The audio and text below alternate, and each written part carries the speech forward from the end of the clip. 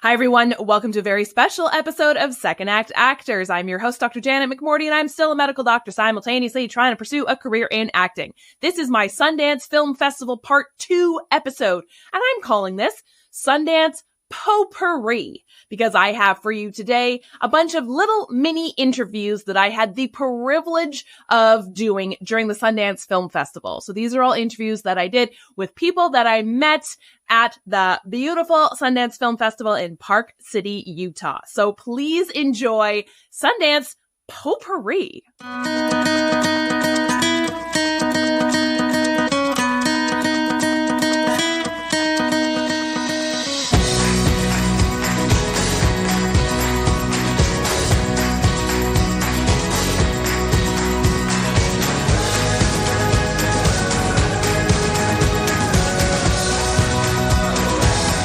This interview is with director Ian Bawa. Ian is from Winnipeg, Manitoba, Canada, and his short film, My Son Went Quiet, premiered at Slamdance. Now, Slamdance is a film festival that's just adjacent to Sundance. Literally, it's just down the road, and it has an incredible array of indie films that I was able to check out. I was able to watch Ian's film at Slamdance. Again, it's called My Son Went Quiet, and oh my gosh, it is incredible. I bawled silently. I didn't make too much noise in the theater. I just had tears streaming down my face. It is incredibly powerful. It is based on Ian's true life story. You hear Ian's voice in the film.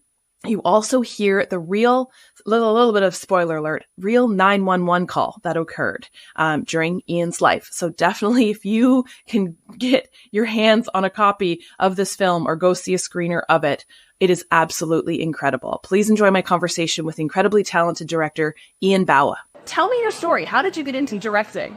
I'm a failed law student. I dropped out of law school many years ago, and then found my way to film. Eventually, actually I worked in radio for a while, found my way to film. Did every single job to the point where I was like really good at performing because I understood everything. And then it just wasn't enough. My friends and I made a bunch of movies I did well, played TIFF, played around the world. And then I just wanted to direct, so I used to bike tour. So I just started doing it, started getting hired for it. But I already had a name as a producer, so just grind. That's awesome. That's how it is. So a lot of people, I think something that comes through my podcast is that a lot of people starting in one career and then changed careers into the entertainment industry. A lot of times it's because they were really creative in their upbringing, but some well-intentioned, or maybe not so well-intentioned people in their lives said, you know, maybe you should go to law school. Maybe you should do something that's a reasonable career path. Did you feel that? Yeah, 100%. I think I'm a first-gen South Asian immigrant. So it's like I had the parents who were like, doctor, lawyer, do something good with your life. Even though both my parents were essentially musicians, and they didn't. My mom got a master in sitar. My dad played tabla, and they just were like, no. And we came to Canada. You make good. And it was after my mom passed away. That's when I had to like reshift my life. I'm like, I'm not happy. I'm not going to be happy being a lawyer. I have to figure this out. The one thing that makes me happy is watching movies and talking about movies. How do I make that into a career? And it just slowly evolved into like making. I've always been addicted to making things, whether it was music or film or something. And just eventually I grew my skill elevating and storytelling. Like I think that's my story. Yeah. I'm a healthy narcissist. So I like to tell stories about my stuff. But I think it's just it's weird. I tell people all the time, like I do a lot of public speaking where I'm like, you can make money doing this. That's what I do for a living. I own properties, plural, and I'm doing fine. Yes, so yeah, you can do it. I think there's so much of an idea of like a career in whimsy, because it is so whimsical, right? Like how dare you be so whimsical when there are other things that are like, this is what will contribute to society. Right. And I know for myself, coming from a career in medicine, this is a societally acceptable career. Right. I know. But I think what I love about what we're saying is the storytelling aspect, because what I find, and correct me if I'm wrong here about legacy, is what gets transferred from generation to generation is not my work in medicine, as much as I'd love to think it would be. It's the stories that we tell to pass on. Yeah. And I think there's storytelling in every aspect of our lives, including things like the sciences, the logical career paths. That storytelling, I think, actually transforms generational change. Yeah. I agree. It's one of those things, like, I struggle a lot of time being like, I am not doing something worthwhile. Right. I am not doing something that will change the world we were rewarding and actually successful.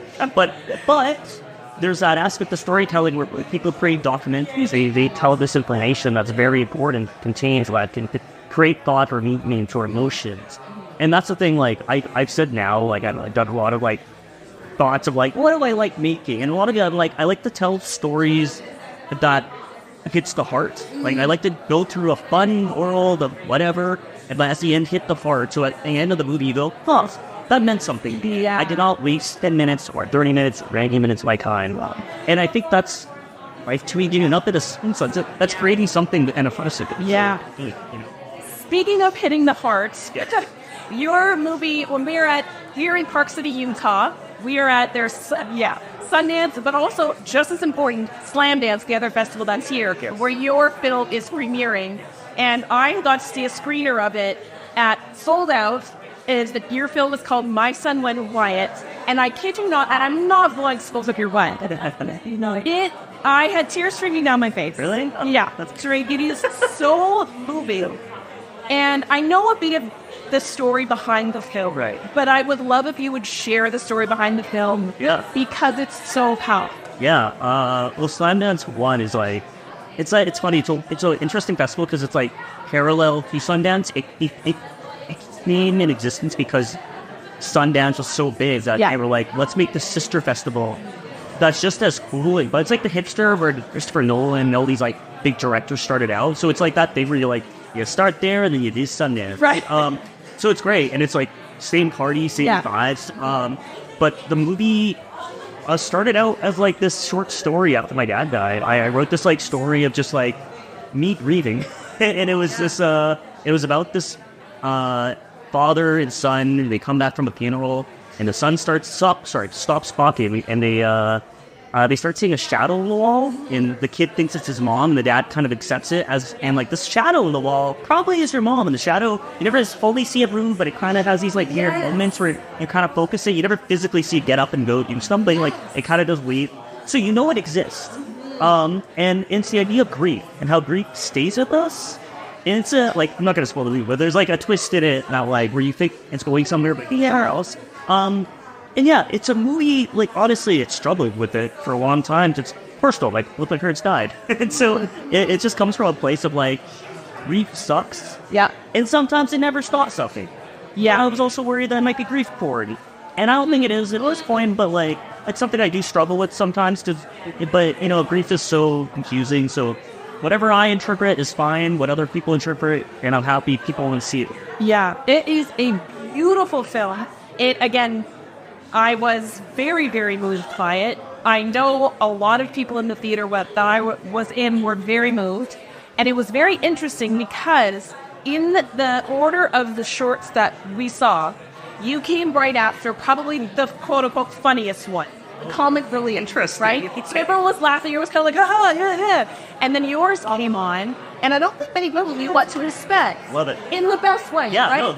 No, And I think also there was and maybe this is going to sound a little... Laughs? Yeah. It was uncomfortableness. Uncomfortableness. Yeah, it's great. And I think there was also a really humanizing piece to your actors. Right. They felt like... And we are in, Park City, Utah, and here is, I'm assuming he was Sikh? Yes. Yeah. Here are these beautiful, humanizing people who a lot of people go, okay, here's a story, and I bet part of it is going to be about... It's going to be a Punjabi family story. Exactly. What that shit. About the Middle East, this is going to be easily in the face of it. But no, it was just, here is a story about grief that we all related to. And yeah, there were a lot of little titters. Good. In the best way. I'm going to call it a private screening in Toronto for whatever, long story short. But it was part of like kind of a series of bunch of shorts that played, and that happened. A bunch of people were laughing. And this weird woman next to me, she knew I was the filmmaker. She went, "Is this a comedy?" And I was like, I turned to her, I was like, "Shut the fuck up, what's amazing?" But it was funny. People were so uncomfortable because they didn't know where it was going. Yes. But that by the end, everyone was like in tears. Yep. And yeah, like it was a really good reaction. And honestly, I love making films so people don't know what the fuck is gonna go. That is the winning combination. The predictability.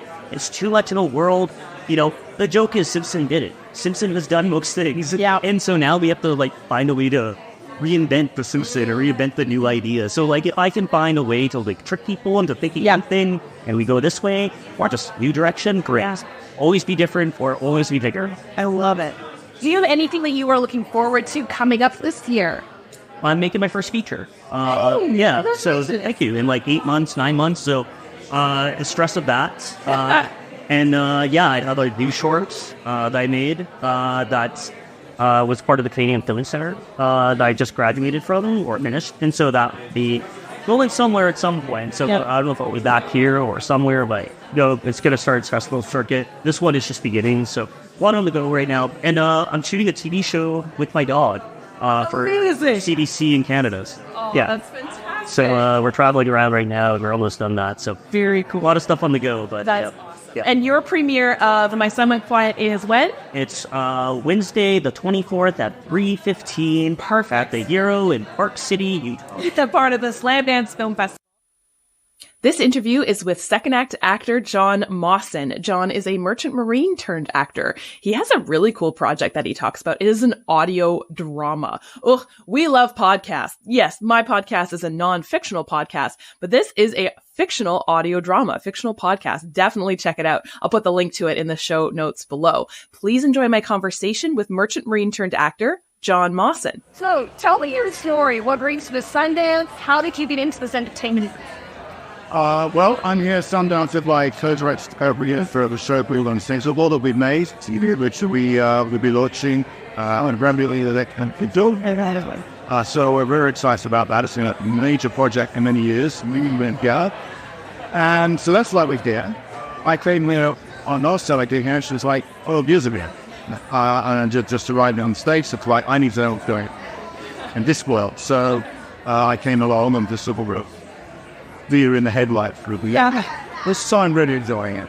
Awesome. Do you know there's a big difference between 12 years ago when you came and now? What's the big difference for you? It's a lot more slick in a way.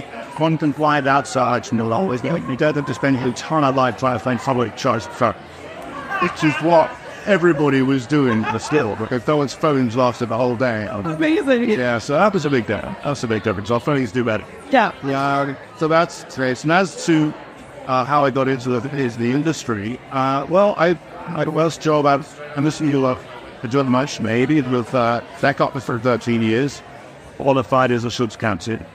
And then after that, I came ashore and I got into all my insurance things. Of course, but it is not. There's the evolving day pretty about for really 20 years.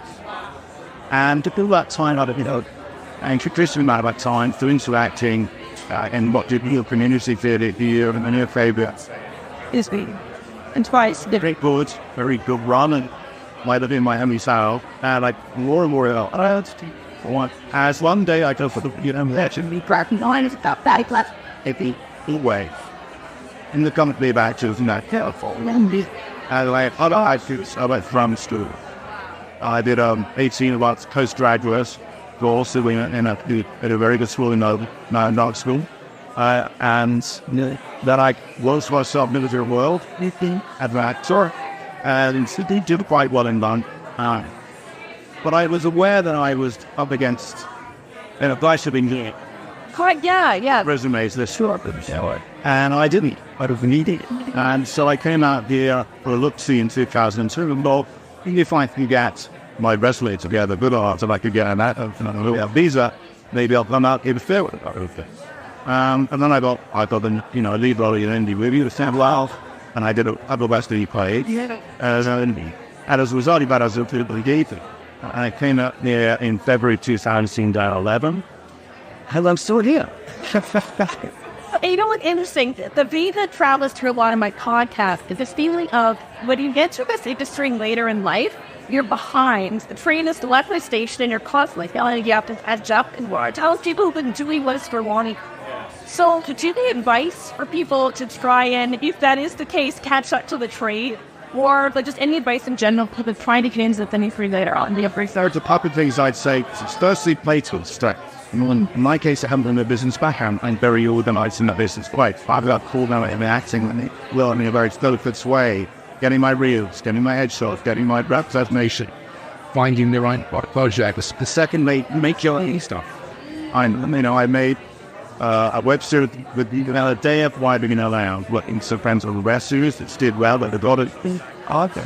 And then I then did a short film, and in fact, the screenplay for that short film of a runner-up Sundance 2012. Well, that was another reason I came out this next year. Wow, for sure. So, make what I'm the thought. Get it together, make short films, make web series, make well, like movies if you can.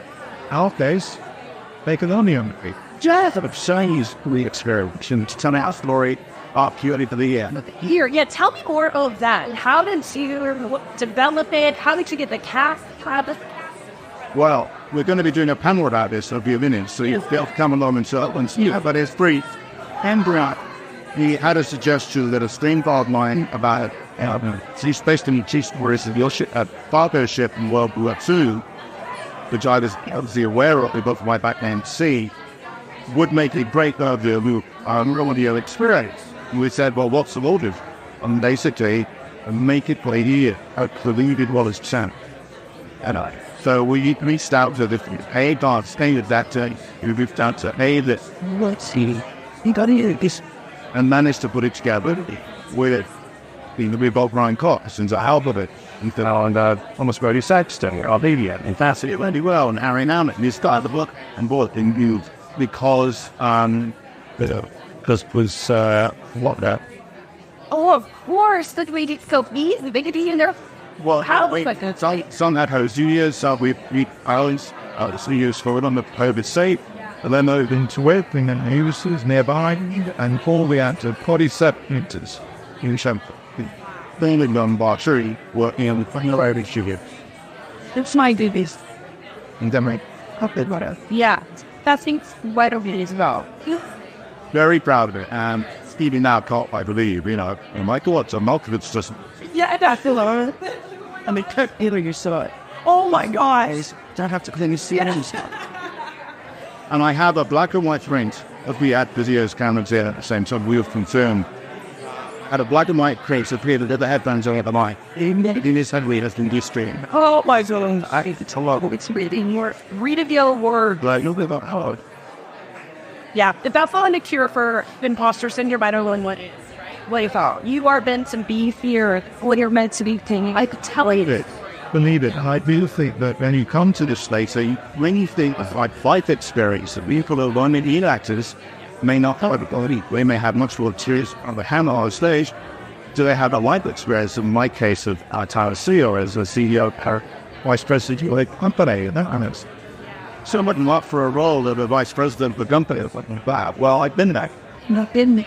Yeah, so I have a genuine list. So it's usually to go over it. The other thing that I find a lot, even travel into but very late on in life, is that there's a lack of almost desperation that I find, because he has a nice foundation of not just financial all that stuff, but also real arts versus. Do you think that's the case as well, like when you're on this shop? I think I have learned, as we all have too, to enjoy the audition process for yourself. And not think of it as getting a job, but get the rub. And many times, I found that I got a job because something immediately somewhere else had a recommendation. And then I got a job on a plane back in the UK, and it's because of it. They was someone else. These flow the old raggy right up to me. So, but it's Don Morgan now. He's fine. Here we go. Yeah. That kind of validation is very important. So if you do a good audition and they like you, they'll bring you food. Yeah, absolutely. And they'll bring you back. Is there anything you're looking forward to coming up this year? Some projects you have coming up? Well, yes, this. In the Singapore. That's our big project. Yeah. So that's what I break down. It's still in the screenplay. the audio play in it. Why was 15 years back? That's T. I wrote film version. I wrote TV series web shit out. Then I have to right check what it is. And what I think guys that just did part of another story. There's no narration. With a big cast, loads of location. It's a big 36 that's about it. Yes, indeed. Yeah. It's West Silly. Which what? Is that? I was eating all of this. Isn't it real views? Can you just tell me really quick, so we have a panel to get to, what was the reason, or what was that share in making it into an audio? Was there behind that? Like, why audio? Why not find build it as supposed? Oh, why early? Because why add actually touted as well. Yeah, it is. And we've heard Oliver. And that well-known story with that monster in the I'm going to lost and I keep continuing. Whereas the Laura was private about Mark, the God is living something to do. And so, obviously, we really want to make this as a TV series. Good go for me, and she's making it. She got, you know, it is stunning in its own. We were to make the idea of you who were letting with the upwards. It's a good word at stake. There's more to the big one. We've done feeling people to album with all that. Where do people find it, or can they find it new? They can't find it yet, because we haven't premiered it. We do a couple of months, new mode. But right, so that is fantastic.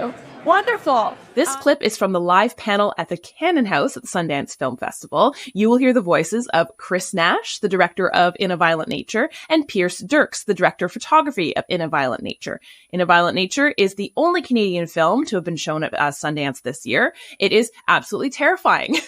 I was so privileged to be able to attend the premiere of this film, and so privileged to get to know these two fine, incredibly talented gentlemen during my time at the Sundance Film Festival. Please enjoy a little clip-it from their live panel at the Cannon House. You have a kind of a unique path on this film. We're going to talk about sort of the switching of roles and how that came about. We've always worked together on different projects. Sometimes Ash is doing effects. Sometimes, like, I'm shooting for someone else. Sometimes I'm working with him as a DP. Sometimes it's the DP-director relationship.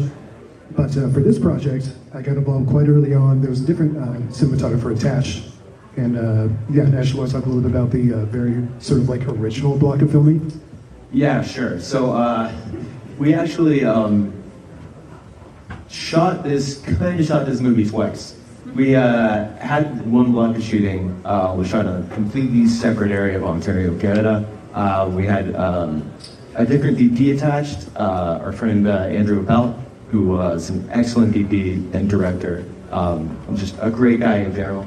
But during that block of shooting, we shot for 4 weeks, probably about 60-70% of the film.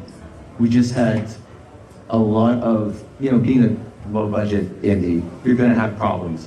But this just seemed to be like an unprecedented amount of problems, whether it be weather or illness or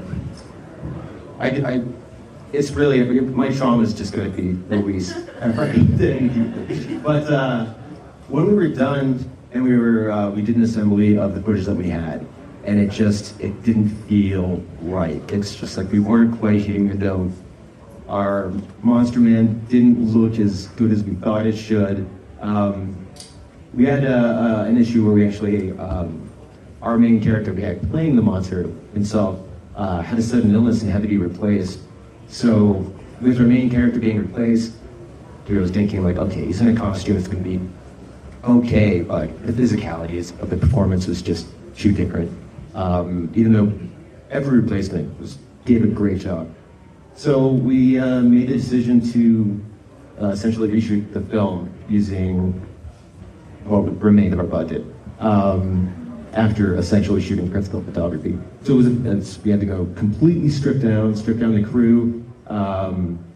Luckily, we didn't have to incur some expenses because, for instance, like the cast, any of the death scenes or any of the prosthetics that we had to build, we already had built, so we could recycle those. But unfortunately, one of the things that happened was our original DP, his day job was shooting Dark Side of the Ring for Vice, and then they offered him a position directing the next couple of seasons. So it was something he couldn't pass up, and we were all very, very happy for him. But Pierce, during the original block, was shooting all the BTS, documenting all the issues that happened. So he was, and since we'd worked with him before, he was so familiar with like what we were doing and what we were trying to achieve, that when we had to replace Andrew, he stepped in and just did an excellent job. It was no slight to Andrew's work either, but whoa, there we go. Yeah, it was no slight to Andrew's work. He did a phenomenal job, but also wasn't trying to replicate any of his style or shots. It was like reapproaching the film from the ground up, basically, and being just looking at everything from a completely fresh perspective before we went back to continue photography. I cannot fathom making that decision. Being 60% into an independent film and deciding, okay, we're going to reshoot it all. Let's talk about that process a little bit. It was, it wasn't a difficult decision to make because it's such a flippant thing to say that we're just going to reshoot the movie. And then I just left it to my producers, just like, figure that out, guys. One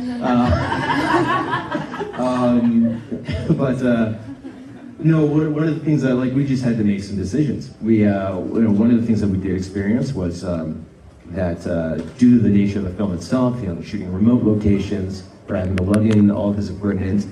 We'd have to, I'm sure it's going to talk about this in detail later, but had to, get a different, more manageable camera package.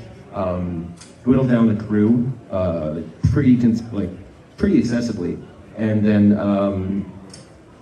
one of the other big decisions was that helped us out was shoot in my hometown because I kind of wrote it we're the area of Northern Ontario that I grew up in mind.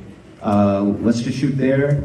I'll call in every favor from every family member and friend that I have, and just try to get it done that way.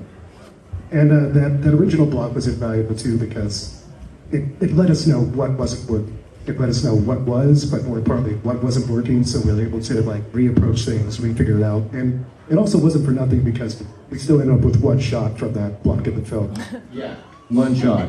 The most expensive shot in the entire movie is an over-the-shoulder shot, looking at another character. But it cost thousands and thousands and thousands of dollars. So we're keeping that shot. I got you. Yeah, and it also helped that I think so much of the crew were our filmmakers as well as technicians. So anytime everybody was able to say give ideas to how to proceed. One of the deaths, for instance, the final one, all came out was from our camera effects technician. He was it would be really funny if this happened. And I was like, yes, I would. Let's throw this in. But even our we had a couple of first ADs, but they're all filmmakers too. So being able to contribute ideas as far as knowing what I was intending and providing opportunities to more easily succeed in this event was so necessary. Going forward at all. It's we went into all the scenes having a game plan, but of course the nature of filmmaking is you can go in with all the storyboards, a game plan you want, on location, or just on the day, stuff is not going to work. So being able to have brainstorm and still be able to stick with the bit but rework it on the day was it was crucial for the production. At what point does that sort of improvised or that's a great idea for your ending death? At what point of production does that come to allow you the scramble to deal with that? Oh, well, I mean, that was actually, for instance, that was the only reason that this movie really happened. It was an idea that I had for quite a while, but while we were shooting our friend Steve Kostanski's doing prosthetics for his film Psycho Gorhand, we were all just chilling out, talking about movies, talking about horror films, and just thinking about what's a different angle for a slasher. And I said, well, I've always had this angle. And so like it was literally like all the behind the scenes technicians. So like the effects guy, Mike Hamilton, who was on our film, was also this guy on Psycho Gourmet. And so like as we were just spitballing back and forth, he was just like, this would be funny. So this was actually like even before the script was written, that like ideas like that would come up, because yeah, we're a pretty tight knit group of filmmakers and creatives, and all work on each other's stuff. So.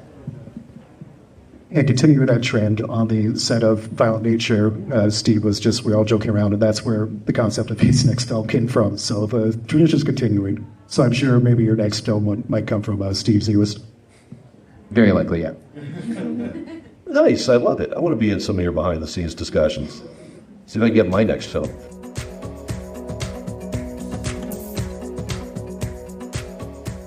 We're spending so much time with this character and looking at this character. It was very important to be able to dole out the details of his physique and figure. Yeah. So it was like... And characters are reacting to what he looks like. And we want to be able to just like let them react and not let the audience know what they're reacting to. So like stage one, him coming out of the grave. Stage two is he finds his like slasher man. And then at one point in time, we did want to reveal everything, but like we wanted to save that. We wanted to save like, okay, what are all these other characters actually looking at? So there's only one actual reveal of who he is in the movie at this special time. It's the one moment where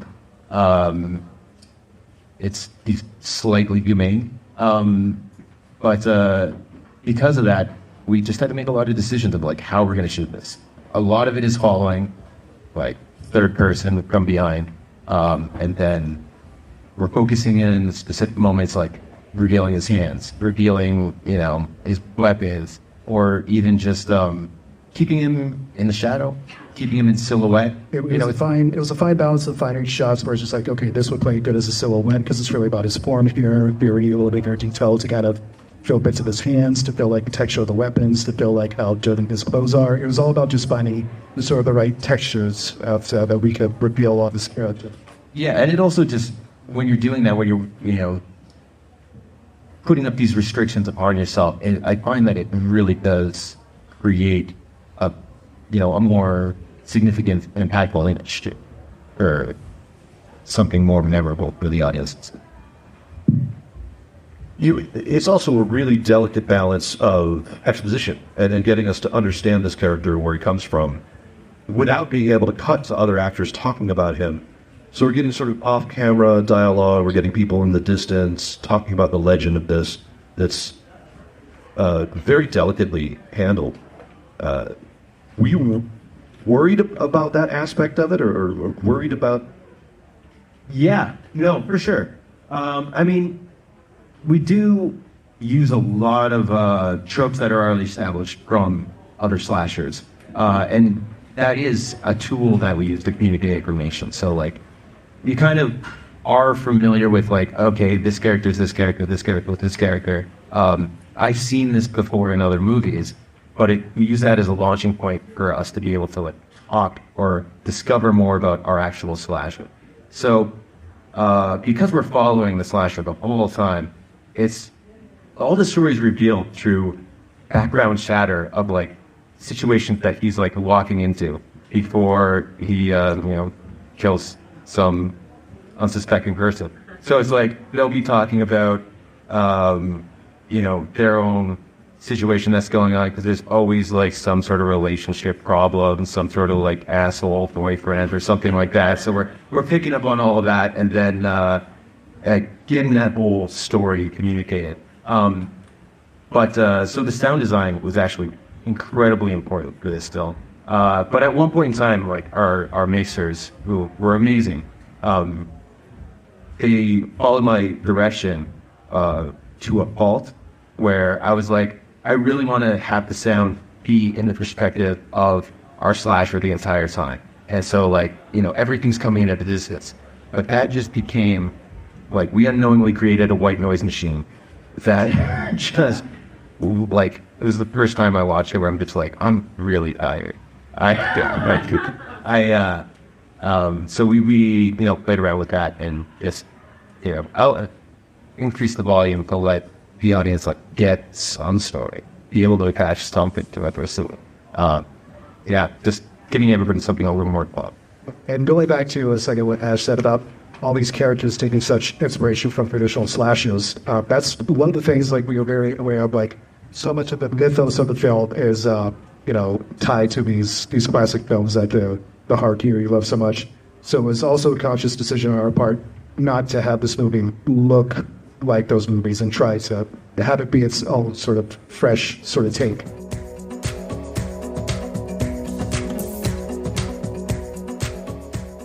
There's a roller coaster outside of Toronto, and it's like this. It's amazing roller coaster. It's super smooth, but you kind of come off of it being like you don't really know how to describe it because it's so abstract. You don't really feel the speed. You don't feel connected to anything. But at the same time, they had this old rickety wooden roller coaster. That once you get on that thing, like you feel it. Yeah, you feel like you're on a roller coaster. You feel the speed. You are connected to your surroundings, and it's kind of terrifying. But at the same time, like I don't know, it just makes a big difference for me to like be able to feel like that camera's in space, especially now. Like so much stuff and like you have especially if your volumes and everything is just getting like too clean and too perfect. So having like a little bit of imperfections in the movement of the image just to make things feel alive and natural was very important to us. I gotta ask about lenses because I'm a lens nerd. What did you use on this and why? Our primary lenses were old set of Canon FD primes. I just found that the quality that they had was it wasn't too vintage, but it also wasn't too critical like some modern glass can be. And just using those, it gave us like a sort of slightly impressionistic look that helped with the film, but it also didn't. Yeah, it really worked well for the rains that we had and all the nature, and it also looked great on drawing. And they were also small enough and like light enough that we could use them on the package without any sort of issues with the rates, the stabilize and getting things really dead. Yeah, really nice, compact, beautiful package. And some really nice extended depth of field being used in this in dark night situations around the campfire with a very limited package. It's really beautiful work in that. Oh, thank you. One of the things we definitely looked at ahead of time is like we referenced and looked at a lot of stuff shot at 16 millimeter. So we definitely love that kind of like deeper depth of field about 16 millimeter beside who just has by nature of the format size. And when we were looking into cameras ahead of time, we were looking at some of the full frame stuff, and full frame just didn't feel right for this project. We wanted to like Super 35 since it was just like the sweet spot where we get that sort of like good deep depth of build for him to do it. Because it's weird because we don't really have a lot of scenes in traditional coverage. So we'll have sequences where it's like Johnny's just like a keep in front of us, but at the same time, like way, way off the distance, something is happening that the audience sees the clock. And so it was very important about finding that depth of field that was deep enough that we could still direct the audience's eye to stuff, but at the same time, like not lose out the details or the brand, because we also wanted to feel like the woods itself. It didn't make much sense for us to go out to all these remote locations and just had such shallow depth of field that all we could see is this guy walking in a giant blur. We wanted to see those mates. Chris, you've got a bit of a background in dabbling with prosthetics and makeup. Not getting away any spoilers, but you do not disappoint in this film with creative murders and violence, awesome sequences. You want to talk a little bit about your backgrounds with prosthetics and sort of the way that you approached the violence in this in a violent nature? I have a background in prosthetic effects. It's, just growing up being a horror fan, something I was always interested in, and making like even just like horror shorts on like VHS with my parents' camcorder. Wanting to do something a little, wanting to show some blood, show some stuff. I just learned from any like Bangori magazine at the time. Special features on DVDs, but rarely big. So I was like just devouring those, trying to figure out how to do prosthetics. And then, I just got into the industry, doing a lot of like just my own stuff to begin with, but then meeting other directors and prosthetics artists like Steve Kostansky, And yeah, we both have an approach to shooting prosthetics where, being in the industry, working on TV shows, working on prosthetic, like any kind of gags, you work for weeks on something. And then when it comes time to shoot it, you're on set and they're telling you like, yeah, we're going to get this before lunch. Don't worry, we'll be going home early. And then it's always the last shot pushed to the day. And you have one take and it's never great.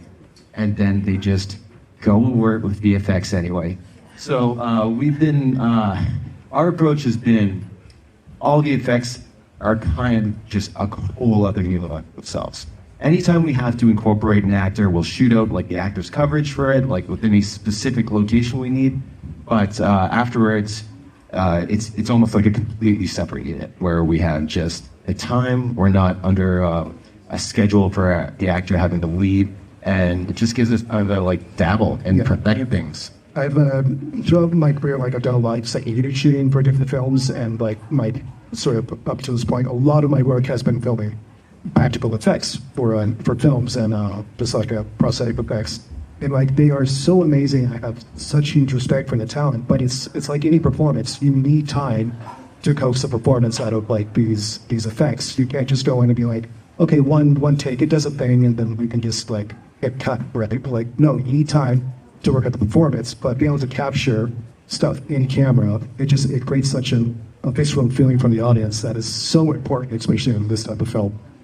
And also because like sometimes you might only have one take because of like, it's a destructive medium in a lot of cases where you're building something, you're building a sandcastle, and then it's like you're waiting for the ocean to come in and just tear it down. So you have one take at it, and the prep time of doing it second unit where we're like ironing out every detail, knowing that we've got one shot at this. Let's make sure that everything's plugged in. And yeah, everything's hooked up and we're ready to go. This next interview is with med-surg nurse turned actor Salou Sisse. Oh my gosh. He is incredible. He is in a film that debuted at Sundance. Like I said, he is a legit second act actor. He's originally from Sierra Leone, now based in Los Angeles. And our little conversation that we have is absolutely, what a gem of a human being. I had such a great time chatting with him, so much so that I 100% need to have him for a full, quote unquote, normal episode of this podcast because he has such an incredible story to tell. And I felt like we just got a little teeny tip of the iceberg of his beautiful story. And I definitely want to know more, and I know you will as well. Please enjoy this little teaser from second act actor himself, Salou Sisse. The film that you're with, have you been able to do a lot of promotion of yourself as an actor? I've done so much press, and I've also taken the liberty of hiring publicists. And I really push hard. So I not only have publicists in LA, I'm based, Michael Yoda, Rachel Hassani, Grace Topolian, that's in one office. Yeah. I've also got a lady in the South. Yeah. And I've also got an amazing lady, Olivia Shuang of Jade East PR in the UK. So, and did you find that really helpful for you? And I think so. Very helpful. I'm doing a lot of these podcast interviews, a lot of live interviews. And really getting not just my name out there, but also getting people familiar with my work. You know what I mean? Nice, yeah. Which is what I want. I want people to see me on screen, especially people in the industry, other writers, directors, producers, and other actors. Do you find coming from a career that isn't acting, right? Or like, do you find it really hard to promote yourself? Not really. No? And I'll tell you why. Because I feel like a lot of it has to do with self-discipline. I feel like absolutely studying. I spent just as much time, actually more time, on IMDb, for example, scrolling through, reading about who's producing what film or what actors attached to what project and that sort of thing, and just educating myself. Yeah. As you know, like when you're in school for medicine and you're studying, whether it's chemistry or biology, it's a lot of sitting down and studying. Yes. Right? And we've had some sleepless nights where you got an exam the next day and you have to prep, right? You got to be ready. I feel like it's really just set me up for what I'm doing now. That's so interesting. And what I find really interesting about that is think so many people find, because this is such a quote unquote whimsical career path, right? Creative, you're an actor, it's not taken seriously as a business, I find, where that is such a great business mindset, I think. And treating it as you would any other job. You have to educate yourself. Yes. And I think it's hard when this is a career where there are stories of people who were plucked from obscurity and never had to do any training and became a famous actor. Right. Where in your career as you're a surgical nurse, is that correct? Med-surg, telemetry, yeah. You can't just get plucked from obscurity and say, now you're going to do this job. No. So you can be in the operating room. No. Where acting is, people don't take it as seriously, the education piece of it. They really don't. And I'm glad you bring up education. I'm in training 2 days a week, every Tuesday, every Wednesday, with a lady named Ivana Chubbuck. Same lady we trained Ivana Chubbuck when she won her Oscar for Monsters Ball. Wow. So, I mean, that amount of training, the amount of focus, also, it's pricey, right? Yeah. I mean, I do private coaching with a lady named Crystal Lee Brown. It's $100 an hour. With Ivana, it's $275 an hour. Yeah. So it's not cheap. No. So it's a lot of self-sacrifice, a lot of delayed gratification. So many people want it now. I've been at this for 9 years. 9 years, from November 17th of 2014 when I moved to LA to now. And things are finally beginning to pick up. And now it's not an overnight thing. For sure. Even those, like you mentioned, somebody being plucked, they're still, if they're not careful, they'll fall off. It's why we have these one-hit wonders, right? Yes. Where they make a great record or a great hit and they disappear. It's like, where do they go? Yeah. Well, you have other people, like I'll give an example of like an artist like Drake, right? If we want to talk music, where this guy's constantly putting in, producing things and making music, and that's why he's relevant. Yes. You have to be able to put yourself out there and just be able to do the work, you know what I mean? And not be scared of that aspect. So tell me a little bit more about what brought you to where you are here now. How did you get here? Your story. Absolutely. So, when I was 15, my father moved back to Africa, Sierra Leone, West Africa. And when I went to college, he came back for a bit, I'd say when I was around 17, 18, and then he left again.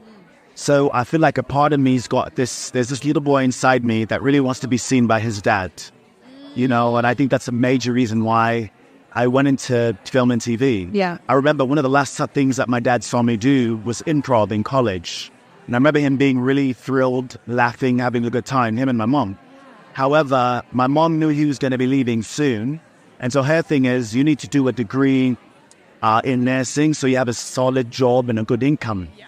Whereas my dad said, this kid's good at what he's doing, let him do it. So I think a part of me is really trying to satisfy my father, you know what I mean? So I've got that part of me that's like that little kid that just wants his dad to see him and validate him and, have that recognition. Absolutely. And I think that's a vein that travels, I know, through a lot of people I chat with who changed careers into acting later on in life, is that they were told by well-meaning, well-intentioned people, or not, that, yeah, great, you're wonderful as a child performing little plays for your family, but that's not a reasonable career path. Right. I think it's really interesting that you kind of got both worlds, right, from your mom and your dad saying, yeah, you should go the reasonable career path, but also look at the talent you have. Yes. Yeah, so tell me the decision to do, literally you've done both, right? I have, excuse me. Don't worry about it. I've literally done both. Luckily, I've been a nurse since 2009, December, when I graduated. So we'll call it 2010. And now in 2024, it's 14 years. I'm actually surprised, right? It goes by really fast. So fast. But I'll tell you, look, I'm so grateful because when I first moved to LA, I stayed with a woman, Miss Julia Higuero, shout out to her. She's a real estate agent. She's very fond of me. And she sat me down one day at a table and she said, Salud, you should buy a house. But I'm living in East LA in the city of Downey. And I'm like, I don't want to live here in East LA. I need to be on the west side. You know what I mean? Yeah. Like, that's where my class is. That's where everything is. She's like, look, your first home doesn't have to be your dream home. And I'm glad I took heed. I listened to her advice and I bought my first home.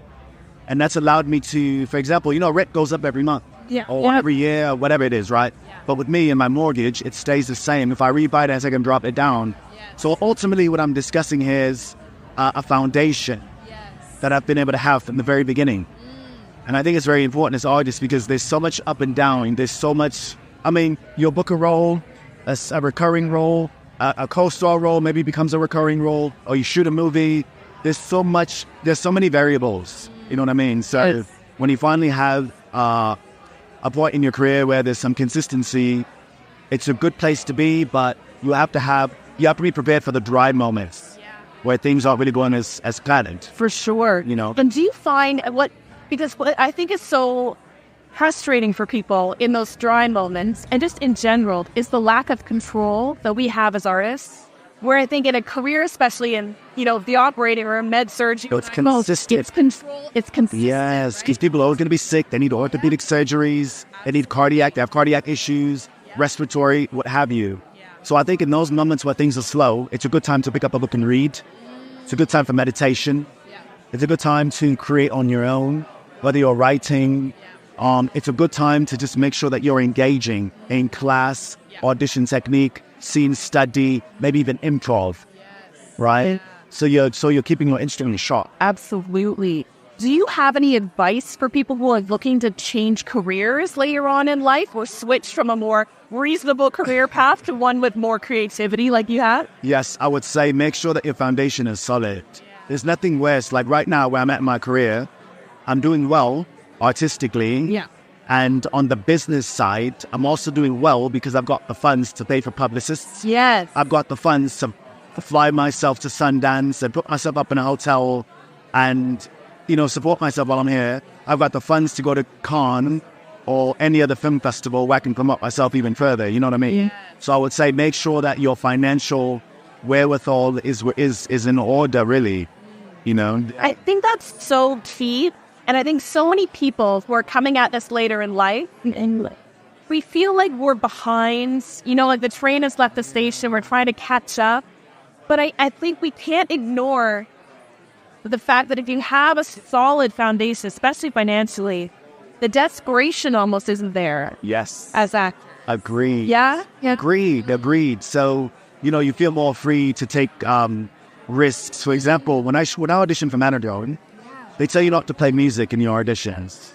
There's a lot of stuff they tell you not to do. You got to know the rules to break the rules, right? Right. A lot of stuff in there that I did that was unconventional. But I'm glad I did those things because I thought to myself, what would I like to see? Yeah. As an auditor, as a casting director, what do I want to see that's gonna be different from what I've seen for the past hour I've been looking at tapes? Yeah. And that's what I did. I was very sexy. I had my shirt off. I was playing music. I was dancing. Yeah. And then I got onto the scene. So it was very compelling. It was almost like I had a beginning, a middle, and an end. So you're right, absolutely. When you've got a solid foundation, you're not scared to take risks. You're not dependent on every job, and there's no desperation. Shortly after shooting Manadron, I did another show, 4 episodes on a show called Broken Seeds. And I love the storyline. I got to play a father. I'm a dad. Yeah. I got to play a nurse. Check that box. Cool. And a boxer. And this guy gets Lou Gehrig's disease, ALS. So I went from being extremely healthy, and I got to do a physical transformation. So I lost like 15 pounds, right? We shot the end first, so came in very skinny and scrawny. I got to fly my mother out to set. But during COVID, the directors were nice enough to let her sit in the director's chair. And, it was just amazing experience, you know what I mean? But I was able to do that coming off of Manadron when my reps telling me, don't do that. The pay is very little. It's not good. The pay. Forget the pay. I love the artistry of it all. The fact that there's a homicide in there. There was a suicide in there. There was me boxing. There was me being sick, defecating on myself, urinating on myself. It was just beautiful to see on screen. But I got to do that and showcase something completely different from Manadron, And I think what makes me so happy to hear about that is this is why we change careers anyway, because we're so missing that creativity. And as wooey as this sounds, that is what life is about, especially in the second half of our lives. We need to do that because what else is there? It's legacy. Yes, and I think, empathy. Absolutely. And I think that's why, tangible things are nice to have, right? I've got a home in LA, which a lot of people can't say that they do, so I'm blessed and I'm grateful. However, none of that's coming with me. But what's staying behind, though, is my legacy. The films I make and the TV shows I'm on, my children can always turn on and watch their dad. They can always see images of their father, and that, oh my God, when I see that moves me emotionally. It really moves me. Also showing my children that, anything is possible. Believe in yourself. You can make anything happen. It's going to be a struggle. Yeah. It's not going to be easy, but you can make your dreams come true. Oh, And that's the legacy. that's legacy. You know, because these things are nice. A nice car, a nice home. But man, that legacy, it goes on forever. That's so powerful. And I think a big thing that I learned from another actor was, he was watching himself tell his children, follow your dreams, do what you love. And then it hit him, I'm not doing that. How can I tell my children that when I'm not doing it myself? Right. And I think showing that you are doing what you love, I think, again, that is, as a child, you just being able to witness that is so powerful. It really is. It really is. And, that's why when I come to these things, oftentimes I get little knickknacks and things like beanies and bags and things that I can take back to them wherever I'm at in the world, whether I'm in Germany, Berlin, if I'm in New York shooting a show, if I'm in, Cannes at the Cannes Film Festival, I always bring something back for them just to let them know, like, your dad really loves you. You know what I mean? Yeah. And even Right. And he misses you. thinking about you Always.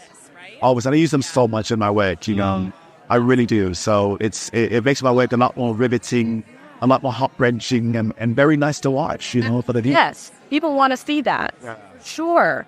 Can you tell me about the film that brought you here to Sundance?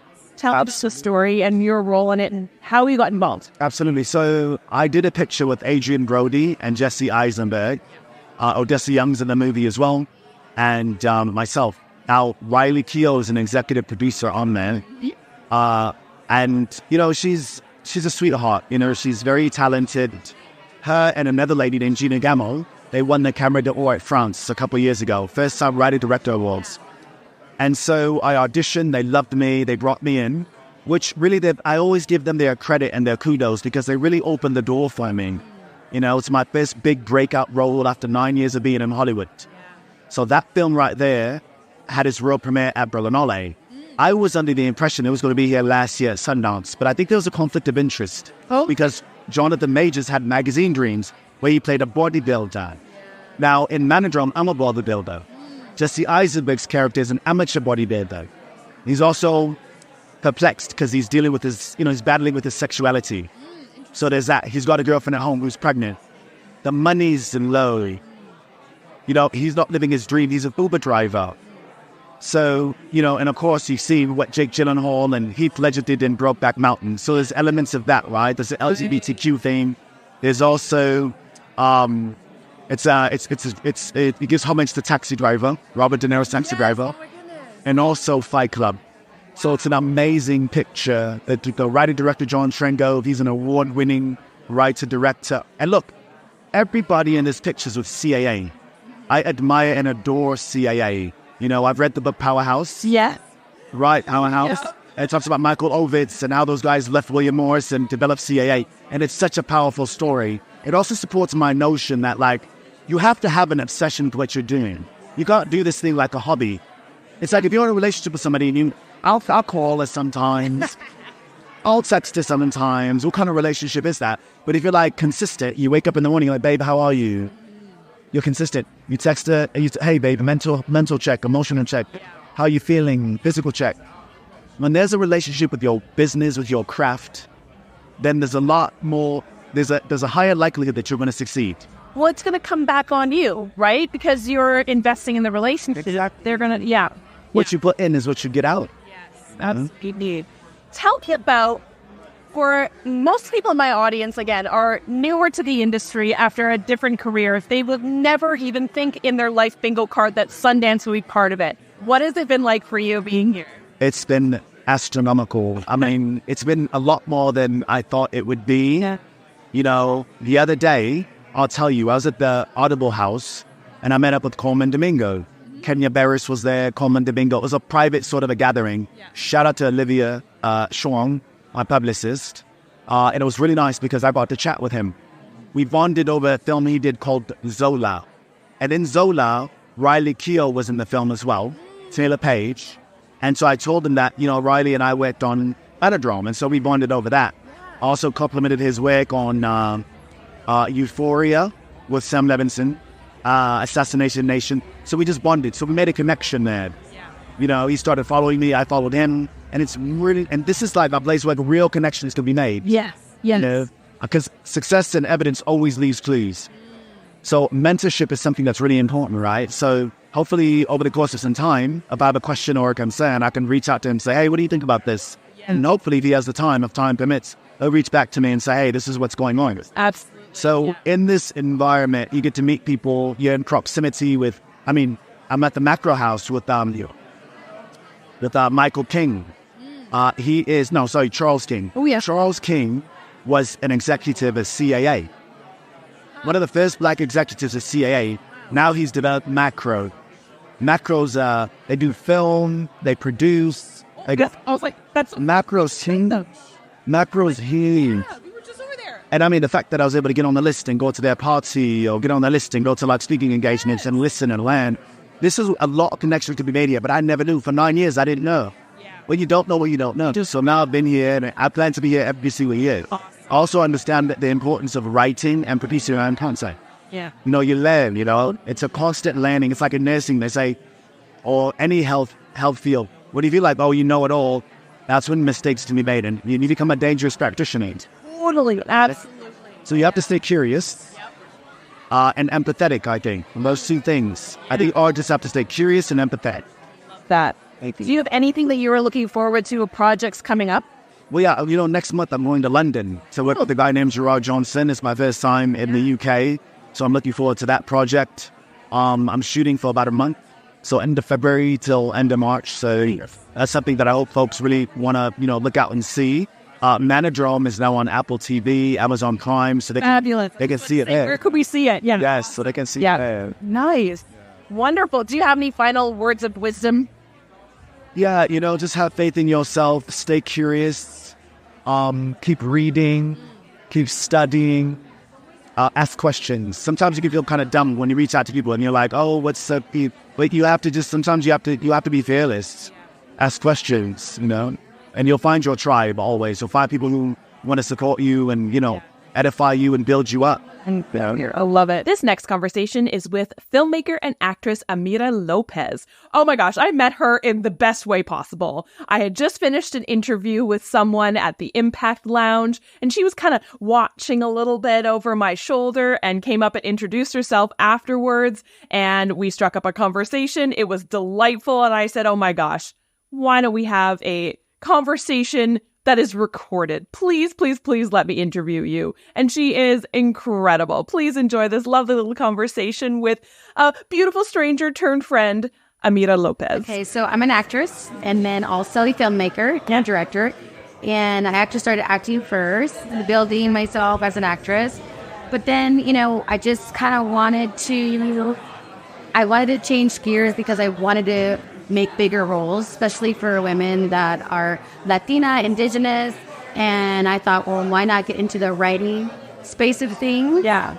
So I started writing shorts, indies, and started getting to the festival route. And so I kind of, in the middle of I was in 10 years as an actress. In the middle, I switched to writing, directing, and now I do all three. So, yeah. And what brought you into the acting world to begin with? Were you always an actor? Were you something else before? Yeah, I've always kind of been an actress since I was a little girl. So I did a bunch of plays, and that's how I got started. So plays.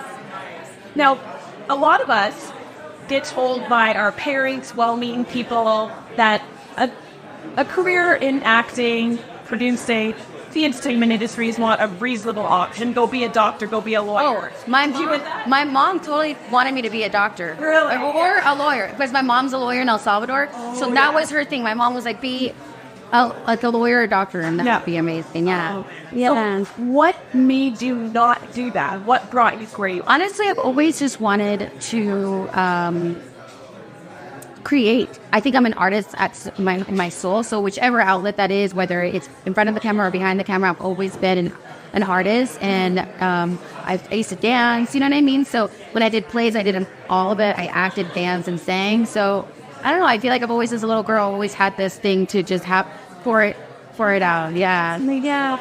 Do you have any advice for anyone who might be looking to switch into a more creative career? I would say people are going to tell you it's hard because everyone, that's the one thing it's hard, it's difficult.